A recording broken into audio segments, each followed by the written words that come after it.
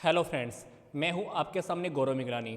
इस वीडियो में जो चैप्टर अब हम स्टार्ट करने जा रहे हैं that is delegation and decentralisation. ये चैप्टर बहुत इजी है। इस चैप्टर में सबसे पहले हम स्टडी करने वाले हैं डेलीगेशन ऑफ अथॉरिटी का मीनिंग, इसके elements, then delegation of authority की क्या इंपॉर्टेंस है, डिसेंट्रलाइजेशन क्या है, डिसेंट्रलाइजेशन के क्या फीचर्स हैं, डिसेंट्रलाइजेशन की इंपॉर्टेंस, देन लास्ट में हम डिस्कस करेंगे कि डेलीगेशन एंड डिसेंट्रलाइजेशन इन दोनों टॉपिक्स में क्या डिफरेंस है। तो चलिए हम अपना टॉपिक स्टार्ट करते हैं। तो मान लीजिए एक फैमिली है और उस फैमिली में मैरिज है, इस बिटिया की मैरिज है और इस फादर ने क्या करना है, सारे अरेंजमेंट्स करने हैं। अब क्योंकि काम का बर्डन बहुत ज़्यादा है तो इस फादर ने क्या किया, इस पिता ने क्या किया, अपने 3 बच्चों में काम डिवाइड कर दिया। पहले बेटे को बोला कि भाई तूने कार्ड्स प्रिंट कराने हैं, सेकंड वाले को बोला कि तूने वेन्यू फिक्स करना है, और तीसरे वाले को बोला कि तेरे को मार्केट से सारी शॉपिंग करनी है। तो मतलब अल्टीमेटली क्या हुआ, इस फादर ने तीनों बच्चों को रिस्पॉन्सिबिलिटीज दे दी। रिस्पॉन्सिबिलिटीज तो दे दी, इन बच्चों ने बोला कि पापा आपने रिस्पॉन्सिबिलिटीज तो दे दी, पर इस रिस्पॉन्सिबिलिटीज को पूरा करने के लिए पैसा कहां से आएगा, आप हमको पैसा तो दो। तो जब पैसे की बात आई तो इस फादर ने क्या किया, बैंक में से पैसा निकालकर इन तीनों बच्चों को दे दिया। इसको 1 लाख, इसको 5 लाख, इसको 3 लाख। तो अल्टीमेटली क्या हुआ, जब इनको पैसा मिल गया, हुआ क्या, हमने इनको रिस्पॉन्सिबिलिटीज को पूरा करने के लिए पैसा यूज करने की अथॉरिटी दे दी है, एक पावर दे दी है, एक अधिकार दे दिया है। तो मतलब जब हम किसी को कोई रिस्पॉन्सिबिलिटीज देते हैं, उस रिस्पॉन्सिबिलिटीज को पूरा करने के लिए जब हम उसको अधिकार दे देते हैं, जब हम उसको अथॉरिटी दे देते हैं, तो ये हमारा नेक्स्ट स्टेप हो जाता है। मतलब अब तक क्या हुआ, हमने उनको रिस्पॉन्सिबिलिटीज दे दी और रिस्पॉन्सिबिलिटीज को पूरा करने के लिए हमने उनको अथॉरिटी भी दे दी, बोले तो पैसा भी दे दिया। अब अथॉरिटी भी मिल गई, रिस्पॉन्सिबिलिटीज भी मिल गई, तो अब क्या होगा, कुछ टाइम के बाद शादी का टाइम क्योंकि नजदीक आ रहा है, तो ये फादर इनसे क्या पूछेगा कि बताओ भाई काम पूरा हुआ या नहीं हुआ, क्या तुमने कार्ड्स प्रिंट करवाए, क्या तुमने वेन्यू फिक्स किया, क्या शॉपिंग पूरी हो गई। तो अब इन 3 बच्चों को क्या करना है, अपने फादर को जवाब देना है। तो जवाब देना है, इसको हम शुद्ध हिंदी में क्या कहेंगे, जवाबदेही। जवाबदेही, और आपकी बिजनेस की लैंग्वेज में हम इसको बोलेंगे अकाउंटेबिलिटी। मतलब इन तीनों बच्चों को अपने फादर को क्या देना है, आंसर देना है। मतलब कहने का मतलब क्या है, जब भी हम किसी पर्सन को रिस्पॉन्सिबिलिटी देते हैं तो रिस्पॉन्सिबिलिटी ऐसे तो नहीं पूरी हो जाएगी, हम काम को पूरा करने के लिए उस पर्सन को अथॉरिटी भी देने वाले हैं। अब जब अथॉरिटी भी दे दी तो अब उस पर्सन का क्या होने वाला है, उस पर्सन के प्रति जवाबदेही होने वाली है, बोले तो अकाउंटेबिलिटी पैदा होने वाली है। मतलब रिस्पॉन्सिबिलिटी के साथ हमने अथॉरिटी दे दी, और जब अथॉरिटी दे दी तो अब अकाउंटेबिलिटी इनकी अपने आप ही पैदा हो गई अपने फादर के लिए। तो यहां पर हमने सिंपल से 3 टॉपिक देखे, जिसमें हमने देखा कि रिस्पॉन्सिबिलिटीज, फिर हमने देखा अथॉरिटी, और फिर हमने देखा अकाउंटेबिलिटी। तो ये 3 टॉपिक आपके आगे बहुत काम आने वाले हैं। देखते हैं कैसे। सबसे पहले हमको स्टडी करने को मिलना है कि डेलीगेशन क्या होता है। डेलीगेशन के अंदर हमारा refers to the downward transfer of the authority from a superior to the subordinates. ये आपकी एक अथॉरिटी है जो ऊपर से नीचे की तरफ फ्लो करती है, बोले थे सुपीरियर से सबऑर्डिनेट्स। जैसा कि आपने अभी एग्जांपल में देखा कि वो अथॉरिटी पहले पापा के पास थी पैसा यूज करने की, और वो अथॉरिटी पापा ने अपने बच्चों को दे दी, तो ये अथॉरिटी सुपीरियर से सबऑर्डिनेट्स को गई। तो सुपीरियर से सबऑर्डिनेट्स को गई, वो किस लिए दी, वो अथॉरिटी किस लिए दी, ताकि वो अपने काम को, अपनी रिस्पॉन्सिबिलिटी को बहुत अच्छी तरह से निभा सकें, अपना काम बहुत अच्छी तरह से पूरा कर सकें। तो डेलीगेशन के टॉपिक के बाद हमको सिंपल सा इस टॉपिक को स्टडी करने को मिलता है कि डेलीगेशन ऑफ अथॉरिटी क्या होती है। ये बात मैं आपको सिंपल सी फॉर्म में अभी भी समझा चुका हूं कि डेलीगेशन ऑफ अथॉरिटी को हम पॉपुलर फॉर्म के अंदर क्या कहते हैं, डेलीगेशन कहते हैं। ये ऑर्गेनाइजिंग की प्रोसेस का एक इंपॉर्टेंट पार्ट है। कौन, डेलीगेशन ऑफ अथॉरिटी। ये हम करते क्यों हैं, सिंपल सी बात, पापा के सिर के ऊपर बहुत सारे काम थे तो पापा ने क्या किया, नीचे बच्चों में काम को डिवाइड कर दिया। सेम ऐसा ही किसी ऑर्गेनाइजेशन के अंदर होता है। जब हमारे पास काम का लोड बढ़ जाता है तो वो काम का लोड बढ़ने के बाद एक मैनेजर क्या करेगा, अकेला वो सारा काम पूरा नहीं कर पाएगा। इस काम को पूरा करने के लिए वो क्या करेगा, अपने काम को डिवाइड कर देगा, क्योंकि वर्कलोड ज्यादा हो गया तो मैनेजर सारे काम को डील नहीं कर पाएगा, संभाल नहीं पाएगा, इसलिए वो काम को कर देगा डिवाइड। तो जब उसने अपने काम को सबऑर्डिनेट्स को डिवाइड कर दिया तो उसके बाद काम को डिवाइड कर देने से ही काम पूरा नहीं होने वाला, सक्सेस की कोई गारंटी नहीं है। मतलब अभी तक क्या हुआ, आपने सामने वाले को रिस्पॉन्सिबिलिटीज तो दे दी पर काम करने की, काम पूरा करने की पावर तो नहीं दी। तो कहता है कि काम को बांट देना सक्सेस की गारंटी नहीं देता। आपने सामने वाले को रिस्पॉन्सिबिलिटी दे दी तो यहां पर काम पूरा नहीं हो जाएगा। आपको क्या करना होगा, काम को पूरा करने के लिए अब आपको लोगों को अथॉरिटी भी देनी पड़ेगी। मतलब डेलीगेशन ऑफ अथॉरिटी का टॉपिक क्या है, जिसमें आप काम को डिवाइड भी करते हो और सामने वाले को अथॉरिटी भी असाइन करते हो। तो अथॉरिटीज भी असाइन हो गई, आपने काम भी डिवाइड कर दिया, तो ये दोनों टॉपिक मिलकर अल्टीमेटली क्या बन जाएंगे, डेलीगेशन ऑफ अथॉरिटी का टॉपिक। तो डेलीगेशन ऑफ अथॉरिटी के टॉपिक के अंदर हमने दो सिंपल सी बातें डिस्कस की, जिसमें हम काम को डिवाइड भी कर रहे हैं और सामने वाले को हम अथॉरिटीज भी दे रहे हैं। तो ये दोनों टॉपिक अल्टीमेटली मिलकर क्या बन गए, डेलीगेशन ऑफ अथॉरिटी। अब हम आगे डिस्कस कर लेते हैं कि ये हमारा जो टॉपिक है डेलीगेशन का, इसके कौन कौन से एलिमेंट्स हैं। एलिमेंट्स में हमें 3 टॉपिक फिर से स्टडी करने हैं, अथॉरिटी, रिस्पॉन्सिबिलिटी और अकाउंटेबिलिटी। इन तीनों टॉपिक को हम थोड़ा डिटेल में स्टडी करने वाले हैं। अकाउंटेबिलिटी क्या होती है, सबसे पहले हम ये देखेंगे।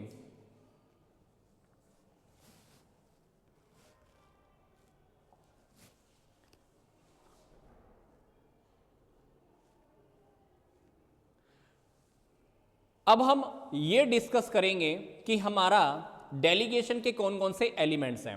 3 टॉपिक हमको स्टडी करने पड़ेंगे, responsibility, authority and the accountability. तो इन तीनों टॉपिक को अब हम थोड़ा डिटेल में स्टडी करने वाले हैं। तो सबसे पहले हमारे सामने है अथॉरिटी। अथॉरिटी का मतलब क्या, it refers to the right of an individual to command his subordinates.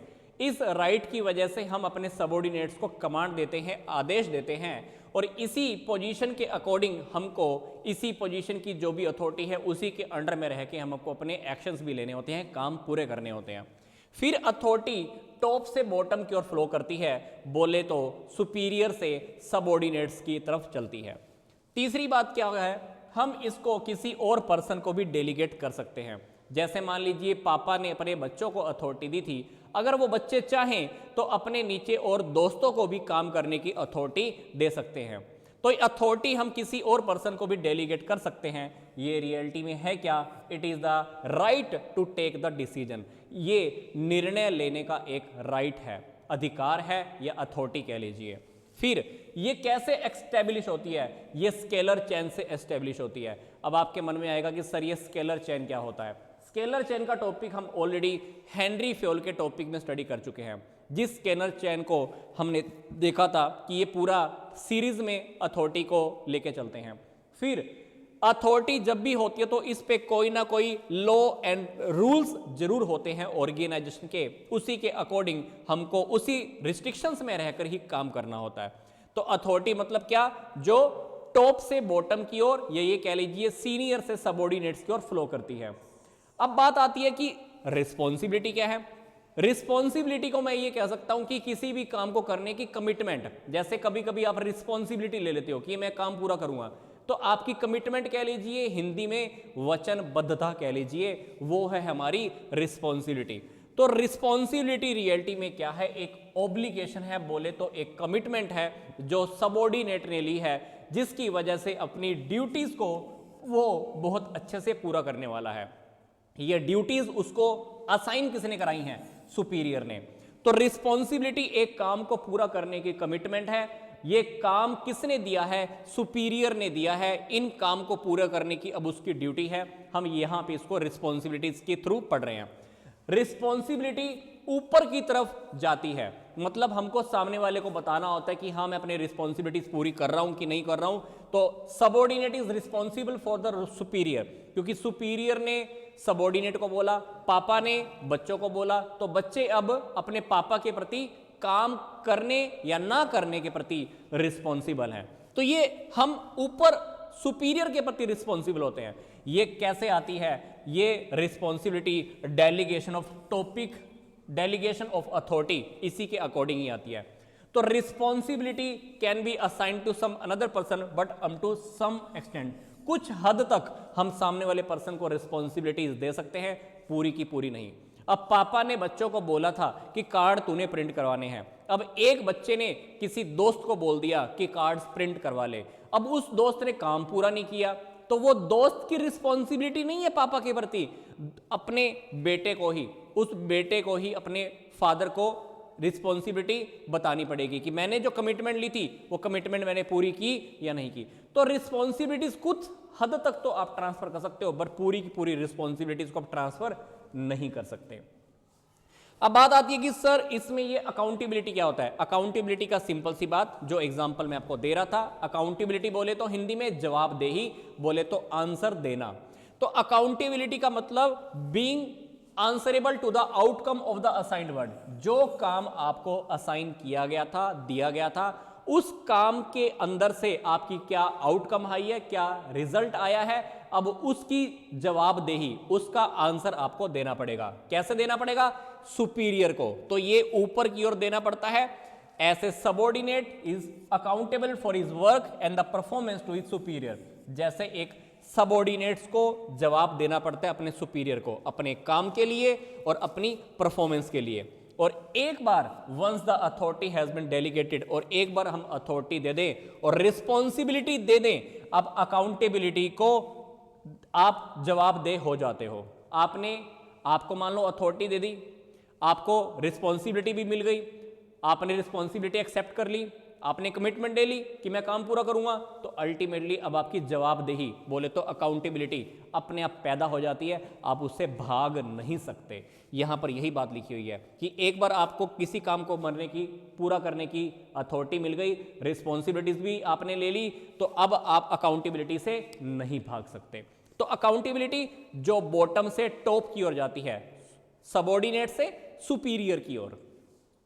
तो ये तीन एलिमेंट्स हुए डेलीगेशन के। अब हम बात करते हैं कि इन तीनों के तीनों एलिमेंट्स में डिफरेंस क्या है। डिफरेंस सिंपल सा दिया हुआ है। ये डिफरेंस वैसे मैं आपको अभी स्टडी करा चुका हूं, बट अगर आपको एक बार स्क्रीनशॉट लेना है तो उसको स्क्रीनशॉट ले लीजिए या वीडियो को पॉज करके इसको स्टडी कर लीजिए। टॉपिक बहुत ईजी है। तो फिलहाल मैं चलता हूं नेक्स्ट टॉपिक की ओर। यहां पर बात आती है कि भाई डेलीगेशन एक बिजनेस में क्यों इंपॉर्टेंट है। सिंपल सी बात है, जब हम डेलीगेशन ऑफ अथॉरिटी को अप्लाई कर देते हैं तो हमारी मैनेजमेंट इफेक्टिव हो जाती है। तो मतलब जब हम रिस्पॉन्सिबिलिटीज को शेयर कर देते हैं, अपने सबऑर्डिनेट्स को काम करने के लिए काम दे देते हैं, तो अब काम तो हमने सामने वाले को दे ही दिया, काम तो हमने डिवाइड कर ही दिया। जब काम डिवाइड कर दिया तो मैनेजर क्या करेगा? अपने और किसी काम के ऊपर फोकस कर पाएगा। दूसरी बात, एम्प्लॉइज का डेवलपमेंट होता है। अब एक तो सारा का सारा काम आप खुद करते रहो, एक काम आपने डिवाइड कर दिया, तो अब क्या होगा? सामने वाले लोगों की भी डेवलपमेंट होनी स्टार्ट हो जाती है। लोगों का मोटिवेशन बढ़ता है, उनका कॉन्फिडेंस इंक्रीज होता है, उनकी ग्रोथ होती है, वो नए नए प्रोजेक्ट के ऊपर बहुत आसानी से काम कर पाते हैं। उनको लगता है कि भाई फॉर्म मेरी है, मेरे को एक जिम्मेदार समझ रहे हैं, तो वो इंसान क्या करेगा? नेक्स्ट टाइम कोई नए प्रोजेक्ट पे भी बहुत इजीली काम कर लेगा।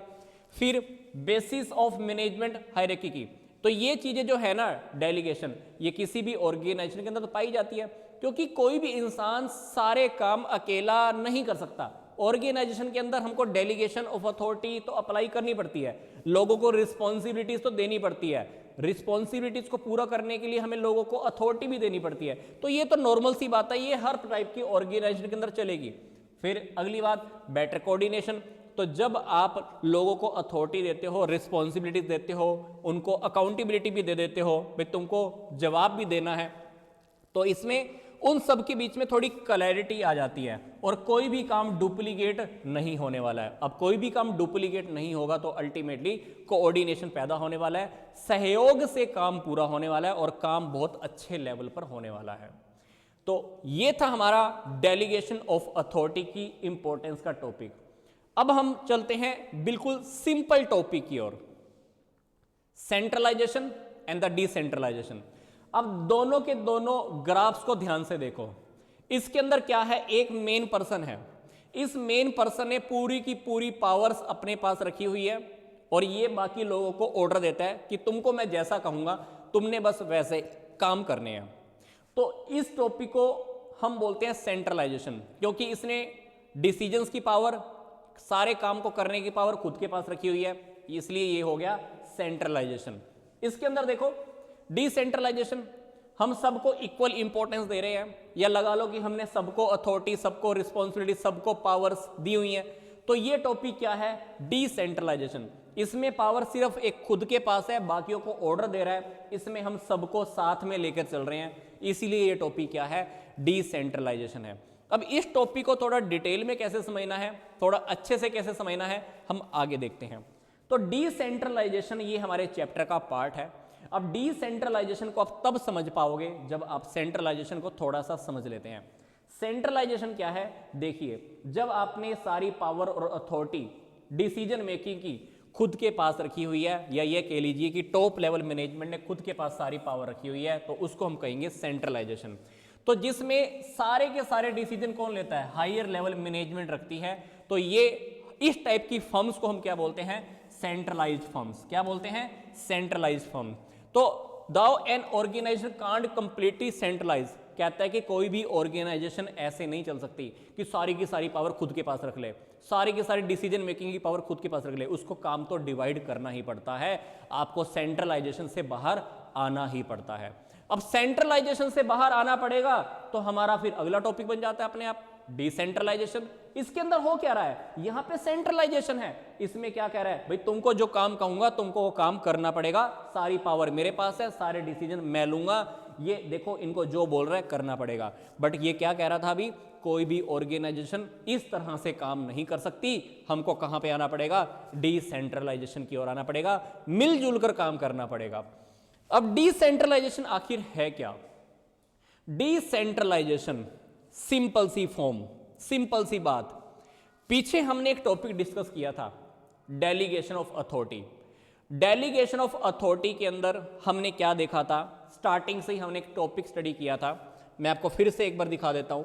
स्टार्टिंग से मैंने आपको क्या बताया था, ये देखिए एक एग्जांपल मैं आपको दे रहा था। डेलीगेशन ऑफ अथॉरिटी में पापा के पास काम बहुत सारा है, तो पापा ने इन 3 बच्चों को काम दे दिया। अब मैं आपको डिसेंट्रलाइजेशन समझाता हूं और डेलीगेशन भी समझाता हूं फिर से। पापा ने सिर्फ इस बेटे को काम दिया, सिर्फ इस बेटे को काम दिया, तो इसको हम बोलेंगे डेलीगेशन ऑफ अथॉरिटी।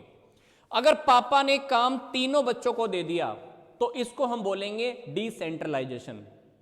और यही काम इन 3 बच्चों ने नीचे अपने दोस्तों को भी दे दिया, नीचे इनके फ्रेंड्स हैं, उन फ्रेंड्स को भी काम बांट दिया, तो इसको हम बोलेंगे एक्सपेंशन ऑफ डिसेंट्रलाइजेशन। मतलब अगर पापा ने काम एक ही बेटे को दिया तो डेलीगेशन, यही काम सबको दे दिया तो डिसेंट्रलाइजेशन, और यही तीनों ने काम अगर अपने नीचे फ्रेंड्स को भी दे दिया तो इसको हम बोलेंगे एक्सपेंशन ऑफ डिसेंट्रलाइजेशन। तो यही टॉपिक अब आपको यहां पर स्टडी करने को मिलेगा। तो इस टॉपिक में आपको यही कह रहा है कि डिसेंट्रलाइजेशन रियलिटी में क्या है, यह डेलीगेशन ऑफ अथॉरिटी की एक एक्सपेंशन फॉर्म है। इसके अंदर आपका क्या होता है, इसमें पहले डिसीजन किसी एक पर्सन ने लेना था, अब डिसीजंस लेने के जो पॉइंट्स हैं हमारे इंक्रीज हो जाते हैं। अब मान लीजिए इस पर्सन ने सिर्फ इस पर्सन को पावर दी, तो इसको हम क्या बोलेंगे, डेलीगेशन। बट इस पर्सन ने क्या किया, सबको काम दे दिया, तो इसको हम बोलेंगे डिसेंट्रलाइजेशन। पहले डिसीजन लेने का पॉइंट सिर्फ एक था, अब डिसीजन लेने के पॉइंट देखो कितने सारे हो गए, तो ये क्या हो गया, डिसेंट्रलाइजेशन।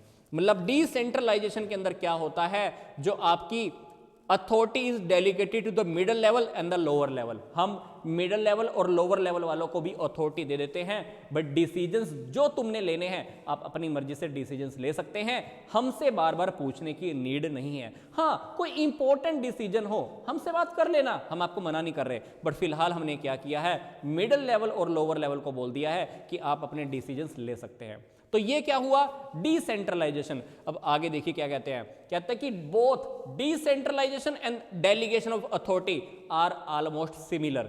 हम सभी लोगों को ये लगता है कि डेलीगेशन ऑफ अथॉरिटी और डिसेंट्रलाइजेशन दोनों सेम है। दोनों सेम नहीं है, इन दोनों में क्या डिफरेंस है ये बात मैं आपको भी बता चुका हूं। देखिए ध्यान से, यहां पे जनरल मैनेजर ने परचेज मैनेजर को कोई पावर दी, कोई अथॉरिटी दी काम को पूरा करने की।